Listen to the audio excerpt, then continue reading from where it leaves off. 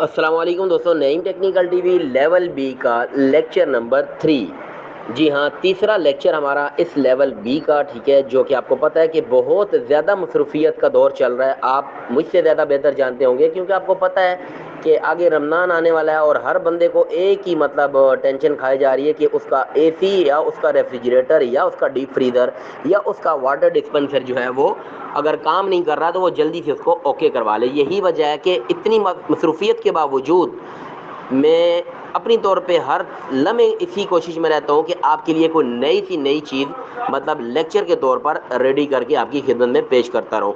तो इसी सिलसिले में दोस्तों आज का लेक्चर भी अपलोड हो रहा है। ज़रा थोड़ी सी डिटेल आपको बता के लेक्चर का स्टार्ट करते हैं।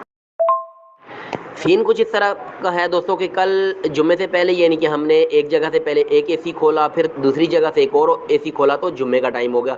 जुम्मा पढ़ने चले गए, जुम्मे के बाद लंच करने लगे, लंच के बाद हमने एक और जगह पे दो एसी खोल कर देने थे, वहाँ पे मार्बल लगने वाला था, तो वो मतलब फर्श की वजह से वहाँ पे उठा कर देने थे, तो वो आउटर दोनों खोल के दिए। इसके बाद हम एक और जगह पे चला गए एसी बनाने, और वो एसी का कूलिंग कॉइल का इशू था, वो भी हमने बना के दे दिया। इसके बाद जब तकरीबन ऑलमोस्ट काम खत्म हो गया तो उन्होंने हमें एक लेट नाइट एक और एसी बोल दिया। तो हमने कहा यार इतनी दूर आए हुए हैं, बजाय अब कल का टाइम देने के मतलब इनको फारिग कर देते हाथों हाथ। तो हमने क्या किया कि हमने साथ ही दूसरा एसी भी मतलब टेस्ट करना स्टार्ट कर दिया। काफ़ी लेट नाइट हो चुके थे, तो बहरहाल उसका सर्विस वाल लीक था, उसको रिपेयरिंग करने के बाद जब ऑन किया तो उसके अंदर E6 का एरर आने लग गया। ठीक है दोस्तों, अब उस चक्कर में हमारा 1 घंटा मजीद लग गया। बहरहाल मुख्तसरन ये है कि रात को 1 बजे हम वहाँ से वापस आए हैं। वजह क्या थी कि E6 एरर, और एक तो मतलब एक लेट नाइट एसी दूसरा पकड़ लिया, तो इस वजह से तो मैंने ज़रूरी समझा कि आपके साथ शेयर करूँ। तो जी दोस्तों, वो तो मामला जो आपको साथ शेयर किया है वो तो होम सर्विस के ऊपर हम गए हुए थे, तो वहाँ पे हुआ। इस वक्त मैं अपनी वर्कशॉप पे मौजूद हूँ, तो आपके साथ शेयर करता हूँ कि सीन क्या हुआ था। वो वाला एसी था ग्री का, ये तो आपको ये कैन बोर्ड नज़र आ रहा है, ठीक है। उसमें मसला ये आया था दोस्तों, ये आप देख सकते हैं, ये कैन बोर्ड का है, लेकिन मेरे साथ जो मसला पेश आया और जो एसी था वो ग्री का था वो भी इन्वर्टर, ये भी इन्वर्टर ही है। ठीक हो गया दोस्तों। अब सीन ये हुआ था कि ये जो टर्मिनल है ना, दौरान सर्विस, यानी कि जो मेरे साथ जो लड़का था जिसने सर्विस की, ठीक है, वो मुझसे भी हो सकता है, वो लाजमी नहीं कि मैं ये कह रहा हूँ कि मुझसे नहीं होगा, लड़के से ही होगा। यानी कि हमसे यहाँ पे इसके ऊपर पानी जो है वो हल्का सा कहीं टच हो गया। अब यहाँ पे आ गया मॉइस्चर, नमी आ गई, ठीक है। और मतलब बराए नाम नमी थी, दिखने को नज़र भी नहीं आ रहा था, रात को लेट नाइट हो चुके थे वैसे भी। तो यहाँ पे क्या हो गया, नमी आ गई। अब हमने जब यहाँ पे कम्युनिकेशन वायर अटैच की और ऑन किया तो थोड़ी देर के बाद एरर आने लग गया E6 का। ओके दोस्तों, E6 आने लग गया, आउटर नहीं चल रहा था, ठीक है जी।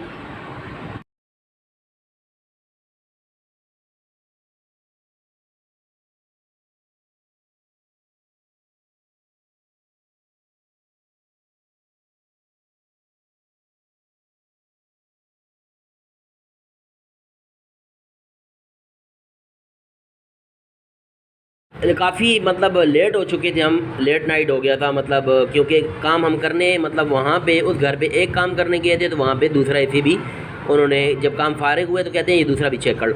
अब हमारे पास ये हमारी एक्सटेंशन वायर भी मौजूद थी, तो कम्युनिकेशन एरर ये नहीं ये वजह होती है E6 की, तो हमने ये अपनी कम्युनिकेशन वायर भी चेंज करके देख ली, ठीक है।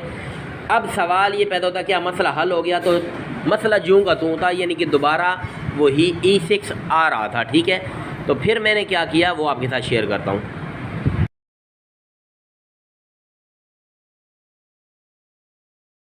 तो जी दोस्तों, कम्युनिकेशन वायर मैंने दूसरी भी लगा के देख ली। जो ऊपर वाले क्लिप, जो 32 सेकंड का क्लिप आपको देखने को मिला है, ये मेरे पास मतलब एक्सटेंशन वायर मौजूद होती है, जिससे मैं अपना मतलब कंप्रेसर वगैरह चला लेता हूँ प्रेशर फिल करने के लिए, ग्राइंडर वगैरह चला लिया, मतलब इस तरह की, या ड्रिल मशीन वगैरह की नौबत आती है चलाने की जब, तो लंबी तार होनी चाहिए अपने पास। तो मैं इसको मतलब इसको भी लगा के देख लिया, तो फिर भी E6 आ रहा है। ये तो बात क्लियर हो गई है कि या तो मसला जो है वो तार के अंदर था, या फिर मसला पीसीबी बोर्ड के अंदर है, ठीक है। तो तार मैंने चेंज कर ली, मसला हल नहीं हुआ। अब जो मसला था वो आपके साथ शेयर करता हूँ। अब दोस्तों, इत्तेफाक की बात है कि मेरे पास वहाँ पे मतलब ब्लोअर भी मौजूद नहीं था, क्योंकि हम घर पे जाते हैं तो मास्टर सर्विस ही कर देते हैं। तो मैंने कस्टमर से पूछा, क्योंकि वो ज़रा टेक्निकल मतलब कस्टमर थे हमारे, मेरी उनसे अच्छी सलाम दुआ भी है, तो मुझे पता था कि डेफिनेटली उनके पास ब्लोअर होगा। तो मैंने उनको बोला भाई आपके पास ब्लोअर है? उन्होंने बोला जी नहीं भाई है। तो मैंने कहा ज़रा देना। तो मैंने ब्लोअर लेने के बाद इन टर्मिनल को खूब यानी तकरीबन 1 से 2 मिनट तक खूब ब्लोअर से खुश्क किया, और उनकी अपनी ही कम्युनिकेशन वायर जो पहले लगी थी यूनिट के साथ वो लगाई, और अल्हम्दुलिल्लाह E6 का एरर हमारा रिमूव हो गया और हमारी जान छूट गई। वरना यकीन करें तकरीबन पौना घंटा या 1 घंटा हमारा इस वजह से हम वहीं पे फंसे रहे कि E6 का एरर आ रहा है। मतलब इतना इसने तंग कर दिया था। यहाँ पे सिर्फ़ और सिर्फ थोड़ी सी नमी लग जाने से, मॉइस्चर लगने जाने से, यानी थोड़ी सी बेहतियाती की और दौरान सर्विस यहाँ पे हल्का सा पानी कहीं टच हो गया, बराए नाम तो वो E6 एरर की रीज़न बन गया था। तो दोबारा ब्लोअर से ड्राई करने के बाद जब ऑन किया तो अल्हम्दुलिल्लाह E6 का एरर फिक्स हो गया।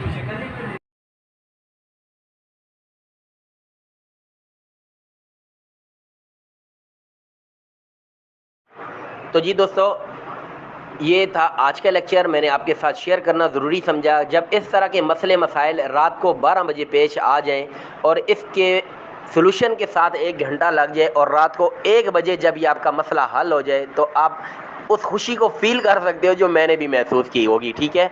और मैंने आपके साथ शेयर करना ज़रूरी समझा, और इस गलती से एक सबक भी सीखना है। इस गलती से एक सबक भी सीखना है कि सिर्फ एहतियात नहीं करनी है, बल्कि कवर लगाने के बाद भी एहतियात करनी है। आइंदा इंशाअल्लाह मैं तो करूँगा, आपको भी यही सजेशन दूंगा कि ये जो टर्मिनल के ऊपर का जो कवर होता है, ये लगा कर ही हमने सर्विस करनी है, ठीक है। ओके जी। तो मकसद ये है कि थोड़ा सा मॉइस्चर भी, हल्की सी नमी भी जो है वो एरर की रीज़न बन जाती है, और खामोखा टाइम अलग ज़ाया होता है, ठीक है, और परेशानी अलग बनती है। तो ये था दोस्तों हमारा आज का लेक्चर। उम्मीद करता हूँ हर लेक्चर की तरह पसंद आया होगा। लेक्चर अच्छा लगा हो तो अगली पोस्ट के ऊपर लाजमी रिएक्शन दीजिएगा कि आपको हमारा वे ऑफ टीचिंग कैसा लगा। इजाज़त दीजिए, अल्लाह हाफिज़।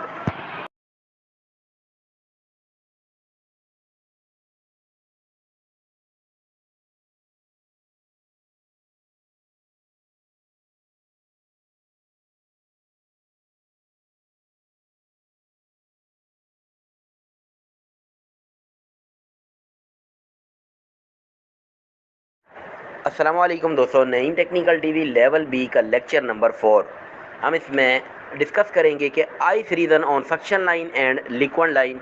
और इसके अलावा साथ ही आपको ये भी बता दूं कि इसके एवापोरेटर के ऊपर भी आइस आ रही थी, ठीक है जी। ये जो हमने कंप्लेन फिक्स की है या इसको जो फाइंड आउट किया है, इसके फॉल्ट को ट्रेस आउट किया है, तो इसमें क्या था कि मतलब लिक्विड लाइन के ऊपर भी बर्फ़ आ रही थी, सक्शन लाइन के ऊपर भी बर्फ़ आ रही थी, और पूरे के पूरे कूलिंग कॉइल के ऊपर, यानी इनडोर के पूरे कूलिंग कॉइल के ऊपर, एवापोरेटर के ऊपर भी बर्फ़ आ रही थी। तो इसको क्या फॉल्ट था, क्या वजह थी, क्या रीज़न थी, वो हम इस लेक्चर के अंदर डिस्कस करेंगे। अच्छा दोस्तों, तो मतलब हमें एक कंप्लेन आती है कि हमारा एसी जो है वो बर्फ़ फेंक रहा है, ठीक है, अंदर यानी बर्फ़ फेंक रहा है। अब हम वहाँ पे विज़िट पर जाते हैं। अब विज़िट पर जाने के बाद हमने मतलब जो जाकर देखा, जैसे इसको हमने ट्रेस आउट किया, जो फाइंड आउट किया हमने फॉल्ट, वो आपके साथ शेयर किया जा रहा है वीडियोस क्लिप्स की सूरत में। तो काइंडली इसको तवज्जो से देख लीजिएगा। तो जी दोस्तों, जब हम इसके आउटडोर यूनिट के पास आए और इसको चेक किया तो नज़र आया जी कि इसके लिक्विड लाइन की ट्यूब के ऊपर भी और सक्शन लाइन की ट्यूब के ऊपर भी आइस है, यानी दोनों पाइपों के ऊपर जो है वो बर्फ़ है, ठीक है जी। और इसके अंदर जो गैस का प्रेशर है वो भी तकरीबन कोई 20 और 25 के दरमियान शो हो रहा है, ठीक है। और कंटिन्यूली ये चल रहा है, इसका फ़ैन भी चल रहा है, ये आप देख सकते हैं। आउटडोर यूनिट जो है वो प्रॉपर तरीके से चल रहा है, ठीक है जी। अब यहाँ पे जहन में ये भी आ सकता है कि शायद गैस लीक है, लेकिन ऐसा नहीं है। आइए आगे देखते हैं।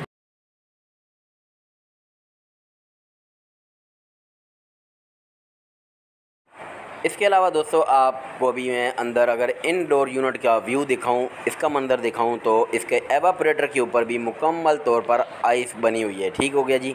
अभी आपको इसका मैं फ्रंट का कवर उठाकर और इसके फ़िल्टर जो है वो हटाकर इसका कूलिंग कॉइल दिखाता हूँ, तो आपको देखने को मिलेगा कि पूरा कूलिंग कॉइल जो है वो आइस से भर चुका है, आइस से लथपथ है। ठीक है जी, यानी कि पूरे के पूरे कूलिंग कॉइल के ऊपर जो है वो बर्फ़ जमी हुई है, जैसे आपको वाज़े तौर पर आपकी स्क्रीन के ऊपर नज़र भी आ रहा है।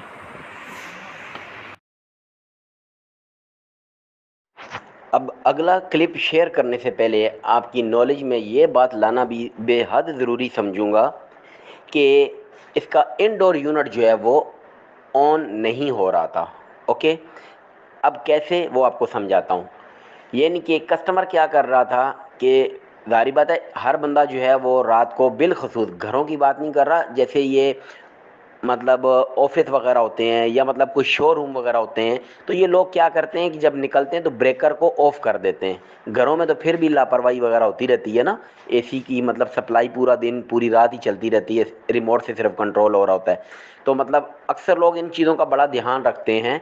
ठीक है, यानी वो जब मतलब ऑफ करते हैं अपनी वर्कशॉप को या अपने मतलब शोरूम वगैरह को, तो वो क्या करते हैं ब्रेकर वगैरह बंद कर देते हैं। अब क्या था कि जो ही जाके ये ब्रेकर को ऑन करते थे, ठीक है, तो इनडोर को ऑन तो नहीं करते थे ना, उनका आउटर चल पड़ता था, आउटर चल पड़ता था। और मतलब जब आउटर चल पड़ेगा और इनडोर नहीं चलेगा तो क्या होगा, जाहिर बात है ठंडक होते होते होते बर्फ़ बन जाएगी। तो ये कंडीशन इसमें हो रही थी। ठीक है, यानी कि अभी इनडोर ये चला हुआ नहीं है, आपने इस ऊपर वाले क्लिप में देखा है कि इनडोर जो है वो ऑन नहीं है। जो 35 मतलब सेकंड का क्लिप है, इसके अंदर इनडोर ऑन नहीं है। ठीक है, और यही वजह के ऊपर बर्फ़ बन चुकी है। अभी दोस्तों इसको मैं रिमोट से ऑन कर रहा हूँ, इंडोर यूनिट जो है उसको रिमोट से ऑन कर रहा हूँ। पहले तो क्या था कि जो ही इन्होंने ब्रेकर ऑन किया तो आउटर यूनिट डायरेक्ट स्टार्ट हो रहा था, इनर तो चल ही नहीं रहा था। ठीक है, डायरेक्टली स्टार्ट हो रहा था आउटडोर यूनिट जो ही इनका ब्रेकर स्टार्ट हो ऑन कर रहे थे। अभी दोस्तों आप देखेंगे कि इसमें एकदम यानी धुआं सा निकलेगा। ठीक है, 18 से 20 सेकंड के दरमियान आपको एकदम धुआं सा दिखाई दिया, जो कि एकदम आइस की होने की वजह से एकदम ठंडक सी निकली अंदर से, चूँकि इसका फ़ैन ब्लोअर अब चल चुका है। ठीक है, और अब फ़ैन ब्लोअर चलते के साथ ही इसकी जो बर्फ़ है वो तकरीबन आलमोस्ट कूलिंग कॉइल से हट चुकी है। ठीक है जी, क्योंकि अब इनडोर स्टार्ट हो चुका है और इसमें गैस का कोई मसला नहीं था, बल्कि आउटडोर यूनिट डायरेक्ट चल रहा था।